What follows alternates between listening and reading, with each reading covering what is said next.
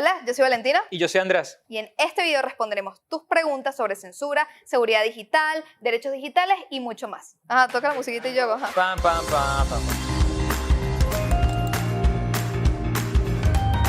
Valentina, una de las cosas que más me preguntan es cómo puedo hacer que mis contraseñas no sean tan hackeables. Y bueno, siempre les digo que tienes que tener una clave que no sea tan fácil de identificar, es decir, que no se parezca a tu nombre, a tu cédula, a tu color favorito, y que sea difícil de pegar, o sea, que no tenga solo numeritos, que son pocos para probar, sino que sean letras, números y símbolos.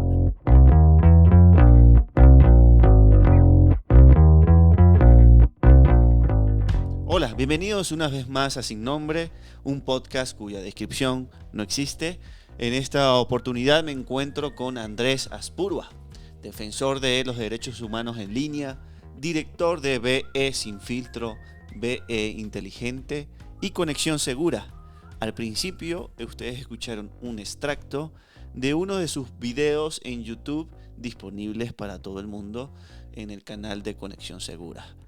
Andrés, bienvenido y gracias por estar aquí. Y aprovecho para hacerte la primera pregunta. Muchas gracias.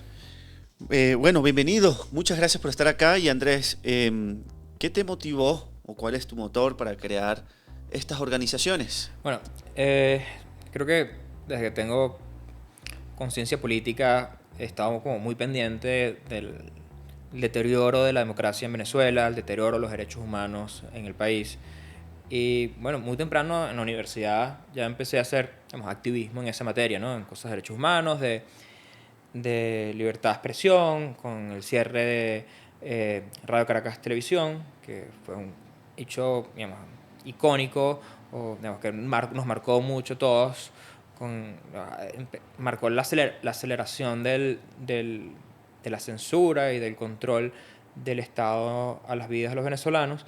Y bueno, ahí empezamos a trabajar en muchos proyectos y identificamos un problema que había en Venezuela, que es que hay organizaciones de derechos humanos que hacen excelente trabajo, súper dedicadas, pero la sociedad venezolana, como el resto del mundo, cada vez depende más de la tecnología y del Internet. Cada vez más nuestra sociedad ocurre en Internet. O sea, nuestras relaciones, nuestro trabajo, nuestra educación. ¿Es? Es una extensión más. Sí, claro. Se ha vuelto una cosa que ya no la puedes separar de la sociedad misma. Nuestra relación como ciudadanos y nuestra relación ciudadano-estado, todas son mediadas por el Internet. Toda clase de derechos son mediados por el Internet. Cada vez más. Algunos casi exclusivamente por el Internet hoy en día. Entonces, había como una eficiencia porque la sociedad civil en Venezuela y en el resto del mundo casi siempre no estaba en capacidad de entender los fenómenos que estaban ocurriendo en Internet, entender los controles que se estaban poniendo sobre nuestros derechos en Internet, y había que subsanar eso de alguna manera, ¿no? Entonces fundamos Venezuela Inteligente con la intención de promover la tecnología cívica, que por un lado promueve básicamente la tecnología aplicada a la democracia, a todos los niveles de la democracia, y la participación de los ciudadanos en lo público y la documentación y la resistencia en contra de las violaciones de derechos humanos en Internet. Porque, claro, las organizaciones de derechos humanos típicamente cerraron este medio de comunicación y lo registran y lo publican y hacen incidencia con eso. Pero en Internet, ¿sabes? No había como la contraparte. Y cuando lo hacían de una manera que era muy, que le permitía al Estado dar la vuelta y decir, no, eso no es cierto, ¿dónde está la evidencia? Y al no tener competencias técnicas las organizaciones, bueno, se quedaba entre en quién confías, en la ONG o en el Estado, ¿no? Y además cuando lo decían las ONG a veces no eran con la rigurosidad que a nosotros nos parecía que se debería hacer, porque es la misma rigurosidad que esas mismas ONGs aplican, pero en otros ámbitos que no son del Internet, en ámbitos que dominan mejor.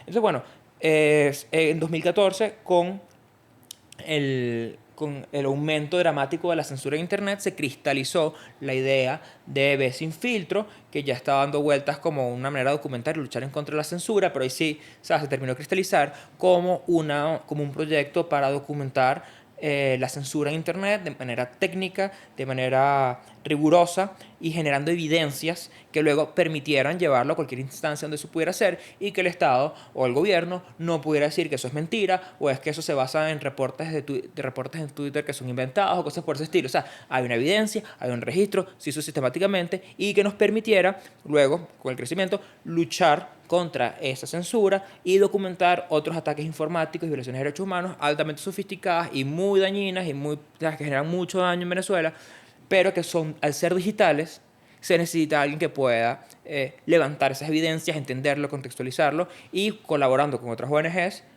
vamos a hacer la incidencia. Y eso es interesante, Andrés, porque recuerdo el caso específico, por ejemplo, en la pandemia, que bueno, a muchos medios de comunicación les costó manejar la información de una forma correcta, ¿no? ¿A qué me refiero con esto? Traducir lo que estaba sucediendo a nivel de salud pública y llevarlo a un lenguaje para que todo el mundo lo entienda, que eso es algo muy difícil. Ahora, en tu caso, que estás manejando varios temas, tanto de derechos humanos en línea y seguridad digital, ¿cómo haces para traducir, que es una información que parece compleja y es compleja, en un lenguaje completamente más accesible? Bueno, es un desafío constante. Nuestra organización somos principalmente ingenieros con sensibilidad en lo público y que entendemos que la tecnología está al servicio o debería estar al servicio de la sociedad. La tecnología por sí misma, ¿sabes? No es un fin, pero sí es un desafío. El proyecto Conexión Segura, por ejemplo, hace un énfasis inmenso en tratar de presentar las recomendaciones de seguridad digital y las recomendaciones para ejercer los derechos humanos en Internet de manera libre y segura, de una manera, digamos, que básicamente rompa los esquemas de la comunicación de estos temas técnicos, tanto por el lado político y estético, pero también por hacerlo un lenguaje amigable, que le llegue a la gente, que no fuese una cosa compleja. Pero con el tema de la censura específicamente, bueno, entendemos que tenemos múltiples roles. Tenemos un rol altamente técnico que permite sacar subproductos en base a nuestras investigaciones más técnicas, y esos subproductos son recomendaciones para otras personas que tienen un nivel técnico más o menos, o un nivel técnico avanzado, pero no están en capacidad o simplemente no lo hacen. La investigación, la verdad es que no tiene sentido que, no tiene sentido que miles de organizaciones estén haciendo el análisis de la censura una y otra vez de forma rigurosa y técnica si ya lo está haciendo uno. Entonces, la idea es que salgan las recomendaciones para la gente que está, como nosotros también, ayudando a los medios a evadir la censura. Ese es un público que tiene un nivel técnico o un rango de niveles técnicos. Hay un público que son los medios, que también nos ayudan a nosotros a traducir esto, algo que la gente entienda, y a ellos le presentamos, mira, aquí está toda la información, pero con un lenguaje, y se explica, y se contextualiza, y se le recuerda, mira, esto es lo que es lo más crítico, ¿sabes? A ver, esto es lo que, ¿sabes? Esta es la cita que pudiera, o sea, en un taller o en una presentación, por ejemplo, ¿sabes? Ponemos frases que, mira, esta es la frase que pudiera ser un titular. No se lo decimos a la gente, pero básicamente esa es la idea. Porque hay mucha información y nosotros tratamos de priorizar esa información sin ocultar la base, ¿me explico? En la medida de lo posible, ¿no? Que la información siga estando completa, disponible para el periodista, pero también él tienda como, según nuestra opinión, mira, esto es lo que pega más duro, o esta es la información más crítica, y si hay que enfatizarla, hay que enfatizar esto y estas cosas un poquito menos, y tú me dirás, según la distancia de la pieza que estás escribiendo, lo que sea. Ahora, para el público en general... Pero, Andrés, perdón que te interrumpa la idea, y esto es interesante también conversarlo, porque...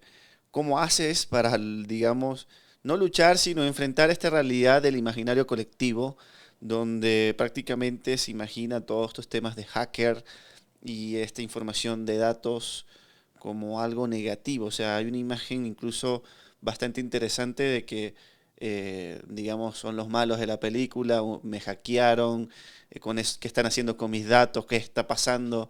Entonces... ¿Cómo luchar contra eso prácticamente, no? Sí, no. Unos temas estéticos que se han generado por el cine y por la televisión con muchos de lo que estamos hablando, que incluso para nosotros mismos, que activamente estamos luchando contra ellas. Como, ¿cómo hacemos que en un video que estamos hablando donde hay un hacker y el hacker no sea, ¿sabes?, una parodia de sí mismo, una manera donde, ¿sabes?, tratar de romper ese cliché un poquito, porque cuando se vuelven una caricatura, los dejas de pensar como personas que son, ¿sabes? Tienen sus... No, a lo mejor es tu adversario, a lo mejor está tratando de hackearte, o alguna otra acción que esté tratando de hacer. Pero si lo piensas como una caricatura, no piensas como, esto es un ser humano que tiene sus propios intereses, que tiene unos objetivos, cuáles son los tuyos, y, ¿sabes? Cómo puedes, ¿sabes? Cómo puedes defenderte de las intenciones del otro, pero, ¿sabes? Reconociendo que eso es un ser humano que está al otro lado, no simplemente una caricatura, o unos códigos de Matrix cayendo así, ¿sabes? Que son como las ideas que le vienen a la gente. Y sobre la censura, bueno, la gente no entiende cómo funciona el Internet, ¿no? Es un problema crítico, ¿no? Nuestra sociedad depende del Internet. Hablamos constantemente de cómo las cosas que ocurren en Internet nos afectan de miles de maneras, pero no entendemos cómo funciona el Internet. Nosotros tratamos de explicar las cosas de formas que, uno, sean consistentes con la verdad técnica, o sea, con el ground truth, como dirían, ¿sabes? Que no es una simplificación que llegue a un punto donde es más o menos verdad, pero en verdad estás mintiendo, como cuando los niños le explican conceptos muy complejos, que a veces les mientes, pero es una mentira que es útil por un ratico y luego le explicas una versión simplificada de la verdad y luego... Exacto, él dice eso es una mentira suave, después le puedes explicar una versión simplificada de la verdad y eventualmente le explicas la verdad. Nosotros tratamos de siempre saltarnos esa mentira conveniente e ir con una versión simplificada de la verdad. Así nos cueste 3 días de rascarnos la cabeza hasta encontrar la analogía que es consistente con la realidad, pero que al mismo tiempo sea entendible. Exacto, y hay algo muy interesante que también quisiera preguntarte, porque no es un tema de cómo fue la transición, sino además de tener Venezuela sin filtro, ¿qué les motivó a hacer y crear Conexión Segura? Yo tuve la fortuna de estar en uno de tus talleres y me di cuenta que, bueno, somos muy vulnerables en este mundo de inseguridad digital. Cuéntanos un poco de esta transición y creación. Bueno, cuando vemos que el problema de censura en Internet escala a unos niveles inmanejables para la sociedad, que ya no era un problema de, bueno, a todos los venezolanos se le afectó el derecho de acceder a un medio de comunicación crítico, un medio de comunicación independiente, pero, digamos, muy importante, y algunos menos importantes. La cosa cambió a prácticamente todos los medios de comunicación conocidos por la mayoría de los venezolanos, porque tú no puedes visitar una página web que no sabes que existe, están bloqueados en Internet. Entonces ya no es un problema, ¿sabes? Oye, esto es grave. Esto es un problema crítico para la sociedad. O sea, hasta el punto de que si esto perdura por mucho más tiempo, la gente va a perder la costumbre de visitar páginas web para ver cuáles son las noticias que están ocurriendo. Sí, hay tendencias globales de todo esto, pero es muy distinto cuando estos hábitos cambian porque el hábito que ya tú tenías no lo puedes hacer porque te arrebataron ese derecho. Entonces, dijimos, ¿qué podemos hacer para hacer esto accesible de la manera más masiva posible? Claro, hay mucha gente que hace talleres de muchos temas, tanto de evasión de censura como de seguridad digital. Y, ojo, un taller es mejor que un video.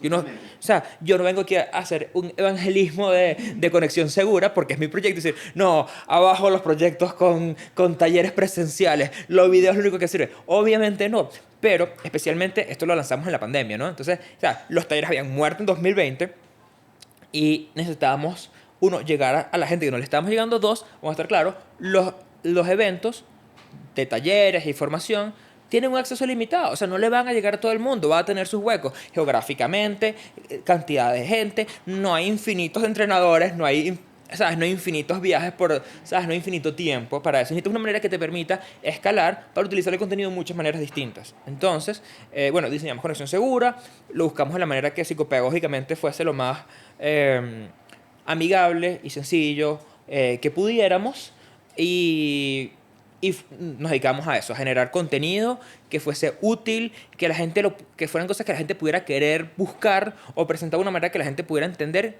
que ellos tienen la necesidad de eso. No es que decimos cómo utilizar una red privada virtual, porque si eso es lo que ponemos en Internet, nadie lo va a ver. Pero ahí lo ponemos diciendo, ¿cómo acceder a páginas web bloqueadas con un VPN? Yo sí voy a poder buscar en Google más de una vez cómo acceder a páginas web bloqueadas, si sé que hay páginas web bloqueadas, pero no sé cómo evadir ese bloqueo. Entonces, le dimos tratamos de aplicarle como que esa lógica que acabo de escribir a todos los contenidos que hacemos y, bueno, sacamos estos videos de cómo evadir la censura en Internet con un VPN, pero también temas de seguridad digital que son críticos y queremos seguir expandiendo los contenidos y estamos trabajando en eso, que no solamente son videos en YouTube que están allá junto con otros contenidos de redes sociales y otros videos que tienen unos formatos más, digamos, menos intensivos, ¿no? No son cosas que nos toma meses hacer un guión. Pero lo bueno es que esos videos ya están hechos y sirven de clase también. Entonces se han utilizado muchos programas de formación para completar programas de formación que, por ejemplo, no tenían un componente de seguridad digital para futuros activistas o defensores de derechos humanos o periodistas. Bueno, ahora estos videos forman parte de ese currículum, de ese programa de formación. Hay un módulo de seguridad digital que está formado por esos videos pregrabados, en algunos casos con algunos quizzes, materiales adicionales desarrollados por nosotros también, y en otros casos también con sesiones en vivo por internet o en vivo presenciales para completar los contenidos, porque la verdad es que obviamente no tenemos video de absolutamente todos los contenidos y cada comunidad tiene unas necesidades distintas.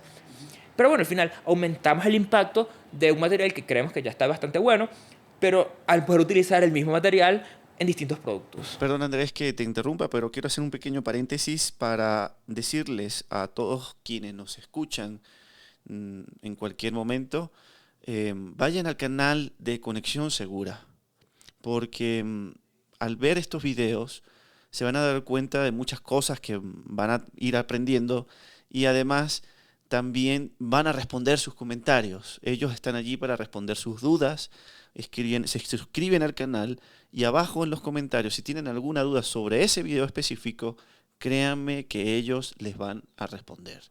Cierro paréntesis y continúo contigo, Andrés. Además, no ganamos nada de dinero cuando la gente visita, o sea, no hay ninguna necesidad comercial, no se preocupen, no hay ni siquiera publicidad en esos videos, así que, ¿sabes? Máximo les saldrá la publicidad de YouTube, solo esperen unos segundos para darle el botón de evadir y pueden continuar viendo el video. Nosotros no hacemos dinero con eso, lo hacemos para ustedes, para que lo usen. Y si son profesores, pueden utilizar sus videos en sus clases, se los pueden descargar con las páginas web que se utilizan para descargar esos videos de YouTube. En nuestro caso eso sería legal porque está publicado bajo licencia Creative Commons. Lo pueden reutilizar esos videos de la manera que quieran. Si nos escriben un mensajito para saber que los reutilizaron, pues mejor para saber que está teniendo más impacto fuera de nuestro propio trabajo. Gracias. Y quiero hacerte ya otra pregunta porque escuchando los talleres que realizaste con Valentina, Valentina es la chica que escucharon al principio del podcast, es la compañera de Andrés. Quiero que más o menos nos expliques qué está pasando con la seguridad digital de medios digitales nativos en Venezuela. Bueno, están lidiando con muchos problemas. En general, hay muchos problemas de la sostenibilidad económica de los medios, porque la censura hace que haya menos tráfico de Internet. En la gran mayoría de los casos, los periodistas buscan la manera de que la mayoría de su contenido siga siendo accesible, pero al caer el tráfico de Internet a la página web, caen las visitas, caen las vistas de publicidad y caen los ingresos del medio. Y eso pone, digamos, en una situación muy comprometida a algunos medios. Ese es un problema. El otro es cómo lidian con la censura, que es un juego del gato y del ratón. No existe una solución que tú digas, toma, aquí está, lo que te falta es instalar esta app en el servidor del medio o comprar este servicio y se acabó la censura. Hay cosas que tú puedes hacer para mitigar la censura, para luchar y resistir contra la censura, pero todo va a venir con pros y contras y al final, digamos, eso significa que vas a estar siempre constantemente luchando y resistiendo contra esa situación y, digamos, no está fácil. Además está, digamos, el acoso, vigilancia y persecución de todas las maneras que se puedan ocurrir a los periodistas, directores de medios, etc. Es una situación muy difícil. Ser periodista en Venezuela es una profesión de muy alto riesgo y muy difícil y muy mal pagada, honestamente. Entonces, bueno, hay muchas dificultades en el gremio, creo que... Claro, yo entiendo, no eres parte del gremio. Ojo, en el gremio yo no soy parte de ser gremio, ¿no? Lo digo por la gente que veo. Solo quiero saber cómo has ayudado a estos medios que han sufrido ataques y además han perdido sus dominios. Bueno, sí, nosotros tratamos de brindar la mejor asistencia que podamos para que puedan, eso, en base a sus propias preferencias, valores, necesidades y capacidades, digamos, ayudarlos a que puedan resistir y mitigar el impacto de de esa censura, de ese bloqueo, de la mejor manera posible.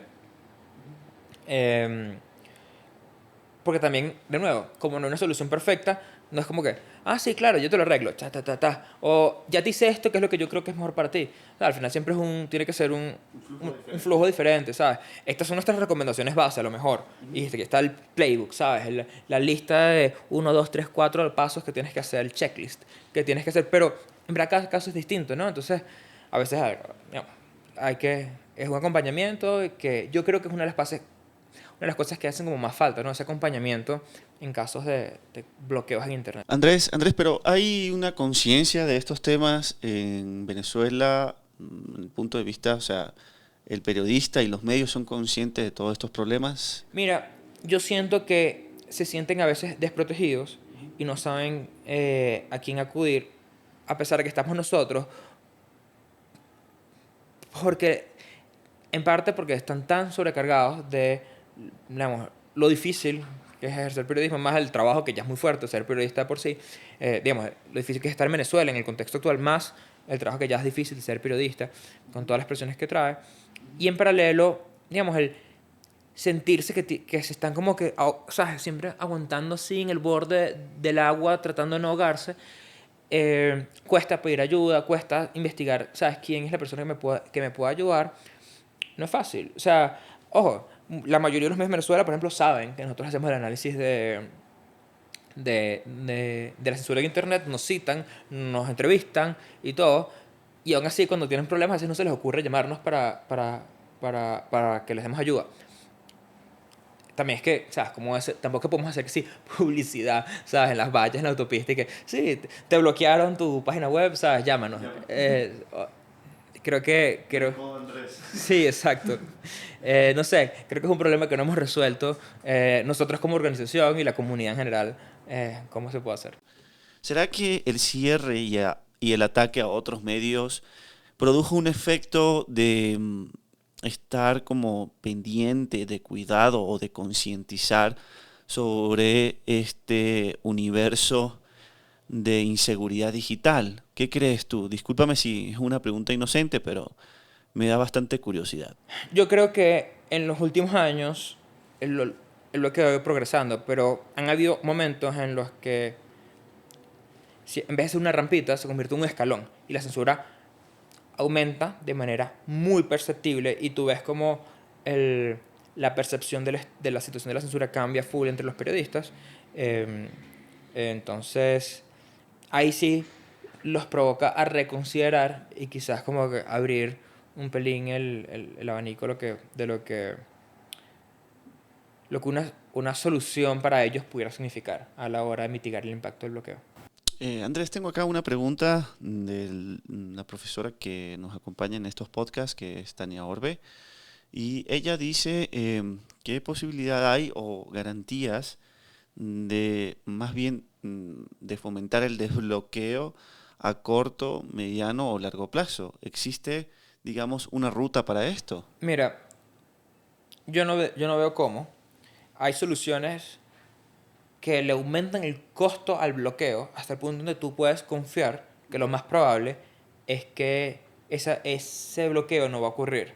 Porque si ocurre, estarías bloqueando al mismo tiempo otras cosas tan importantes que uno asume que el gobierno de Venezuela, que es el responsable de la censura, aunque la censura la apliquen los proveedores de Internet, públicos y privados, es el gobierno de Venezuela que obliga a los proveedores de servicio a bloquear.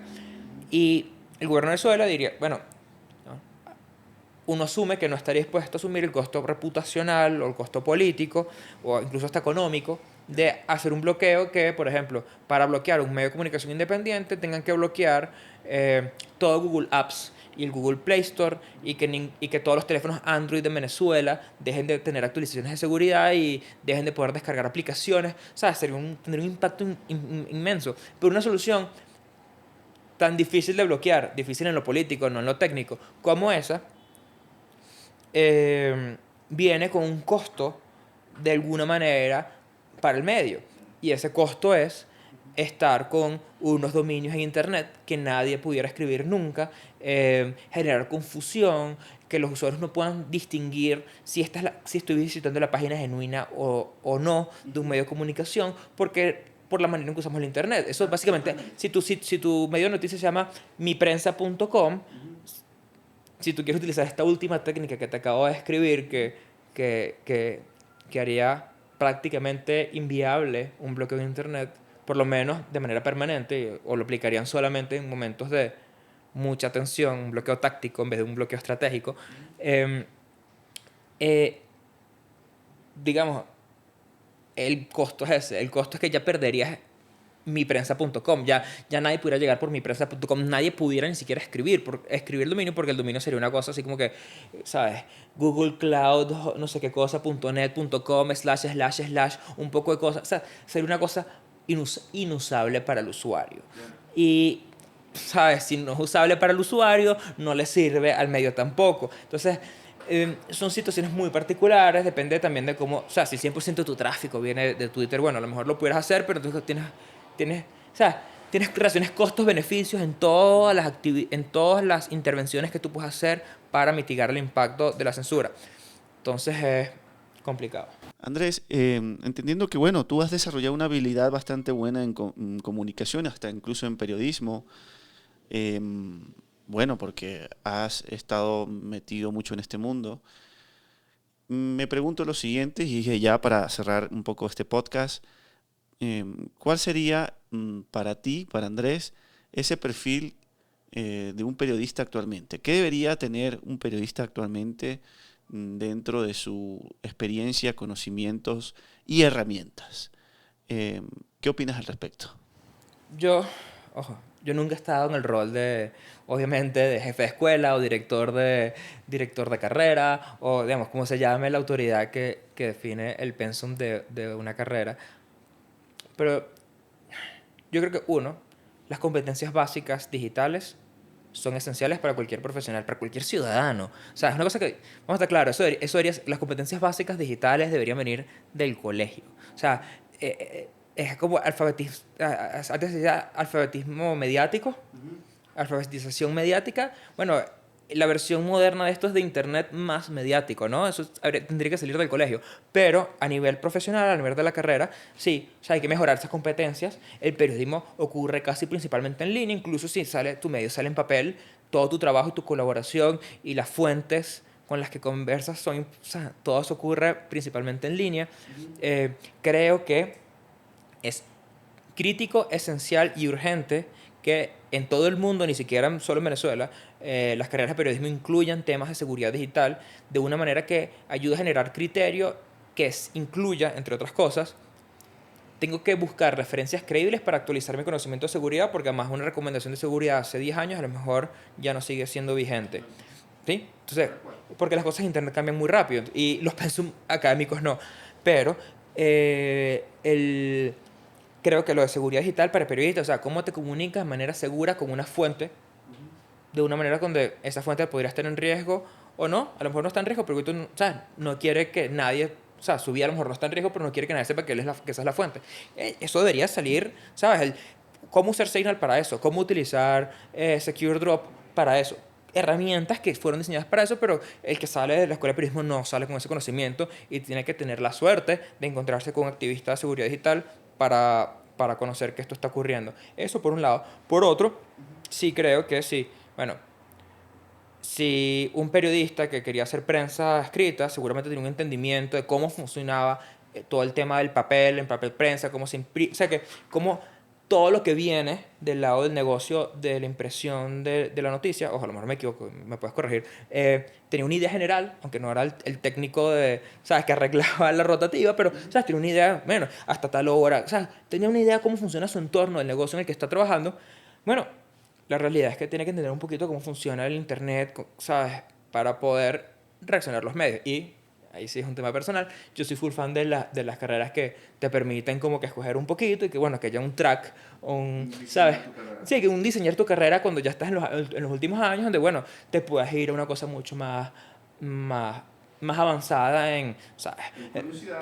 Exacto, en lo que tú creas que tú conocimiento general, que es como sí. la base de la universidad americana, ¿no? Como un colegio general, ¿no? Sí, y sí creo que, bueno, capacidad, va a entender cómo funciona el Internet a un nivel básico, ¿sabes? No, tú no vas a hacer que los periodistas salgan arreglando las redes Wi-Fi de las empresas. O sea, tú no vas a convertirlos en ingenieros de redes. para nada. Nadie quiere eso. Y ellos no quieren, ni la gente que trabaja en redes lo quiere tampoco. Pero, Claro, totalmente. o sea, tú tienes que entender, o sea, el Internet se ha vuelto el medio de comunicación fundamental. O sea, es que es más que un medio de comunicación. O sea, es el espacio principal por el cual muchas de nuestras relaciones están ocurriendo, incluyendo el trabajo del periodista. Tiene que entender un poquito cómo funciona eso, porque después cuando esas personas lleguen a ser directores de medio, tampoco ni siquiera tienen la capacidad para tomar... Bueno, Tomar una decisión que les nadie cuesta, conoce. les cuesta tomar decisiones porque, ¿sabes? El periodista que, digamos, está tomando decisiones de un medio que a lo mejor es impreso, a lo mejor tiene más material para tomar decisiones, pero si nunca se formó en nada de lo digital y ahora dirige una sala de redacción de un medio digital, ¿cómo tomas decisiones estratégicas de Sobre tu propio medio. sobre tu propio medio si no entiendes el contexto en el que vive tu medio? Lo único que protege muchas de nuestras cuentas en internet son las contraseñas, pero ¿en verdad son seguras? En este video te enseñaremos cómo crear claves realmente efectivas y cómo olvidarte del problema de memorizarlas.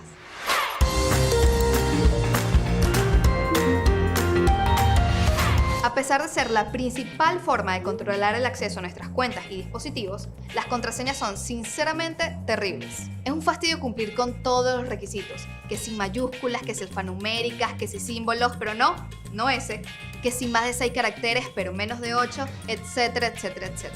Aprenderse esto Acabamos de escuchar un pequeño fragmento de otro de los videos de Conexión Segura. Andrés, ¿qué te preocupa? Y me refiero a esta pregunta por el hecho de que hay medios de comunicación muy importantes en el mundo con un gran alcance que parece están haciendo un buen trabajo en seguridad digital. Entonces, ¿qué están haciendo ellos para que de repente no estén tan preocupados? Bueno, a mí me preocupa, o sea, eso me parece un tema que vale la pena estudiar, o sea, por activistas de protección de datos personales. Por el lado de lo que yo veo más cercano a mi trabajo, oye, o sea, esos medios grandes entienden los riesgos y entrenan a sus equipos para el tema de, por ejemplo, Signal. Cómo contactar una fuente de manera segura. Cómo contactar una fuente de una manera que no deje rastros digitales. Ellos se invierten en eso. Ellos tienen equipos de IT. Ellos tienen equipos de IT de seguridad. No solo equipos de IT en general. O sea, tienen equipos de seguridad digital en muchos de esos medios internacionales, de los grandes. O sea, a lo mejor en algunos de los que mencionaste no, pero en general los medios grandes internacionales tienen equipos de seguridad digital dedicados a sus propios equipos. No dependen de ONGs externas que cuando tengan un chance les ayudan a mantenerse a flote de los ataques digitales. ¿Me explico? No, móntate otro WordPress, no pasa nada. Exacto. Entonces, bueno, sí, yo creo que hay que aprender ¿sabes?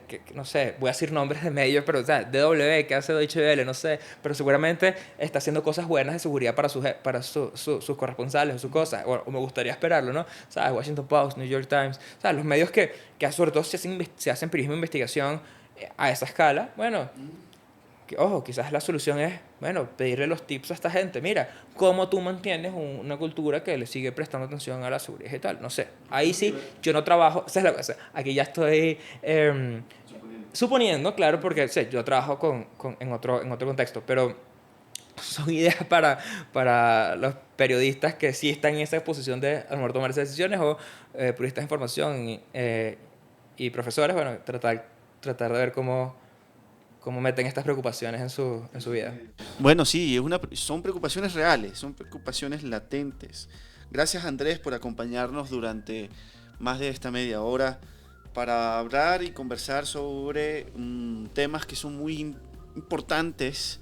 Y nada más quiero invitar a nuestros estudiantes y a quienes nos están escuchando que estos temas que conversamos hoy con Andrés no son superficiales, son muy importantes. Y justo quiero finalizar diciendo que no es un tema de hacerle publicidad, sino realmente visiten el canal, vean sus videos, tómense el tiempo de verlos con calma y apliquen esos consejos que son muy, muy importantes. Incluso para quienes nos escuchan dentro de Venezuela y fuera de Venezuela. Muchas gracias a Andrés por estar aquí el día de hoy con nosotros y los esperamos en un próximo capítulo de Sin Nombre. Mi nombre es Luis Daniel Luengo. Hasta la próxima.